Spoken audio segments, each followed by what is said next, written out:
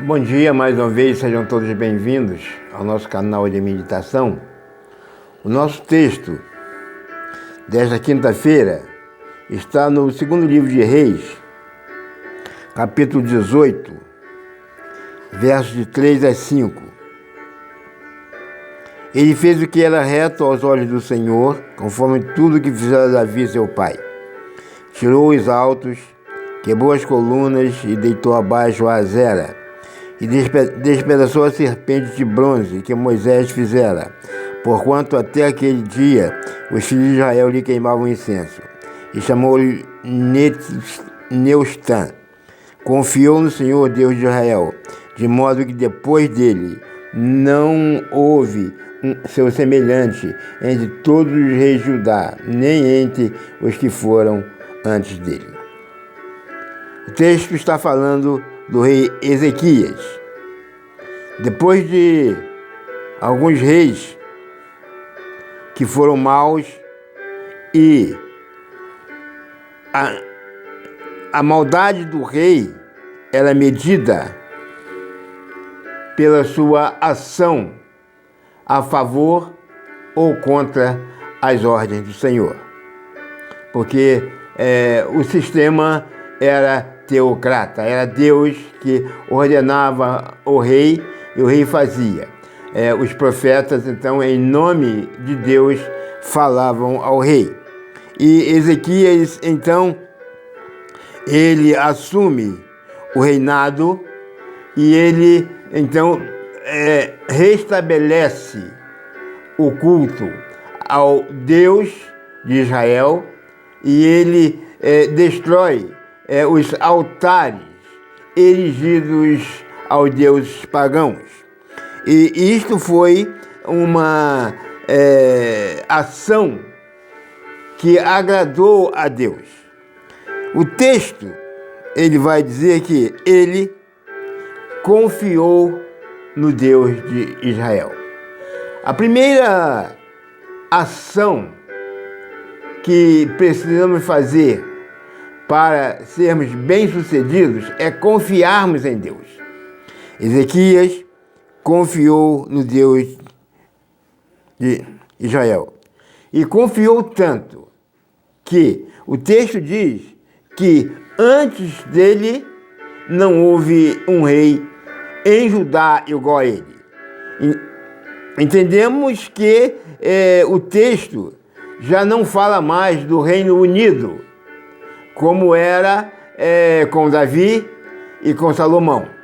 Agora já fala no reino dividido, porque depois da morte de Salomão, o reino foi dividido entre Roboão, filho de Salomão, e Jeroboão, que havia fugido para o Egito por causa de Salomão, e agora ele retorna. Então, a partir desta divisão, é que Ezequias, então, vai ser considerado o melhor rei de Judá, melhor do que os que foram antes dele e melhor dos que vieram depois dele, porque ele se preocupou em, primeiro, confiar no Senhor. E esta é a parte principal que nós precisamos. Segundo, ele se afastou dos cultos aos outros deuses. Nós, às vezes, nos preocupamos com os deuses dos povos que estavam ao redor, os deuses pagãos. E nós nos esquecemos que muitas vezes nós criamos os nossos próprios deuses. Nós adoramos os nossos próprios deuses, às vezes até inconscientemente, mas nós colocamos pessoas que são pessoas importantes para nós, mas também que são falhas como nós, e nós colocamos essas pessoas como o nosso Deus.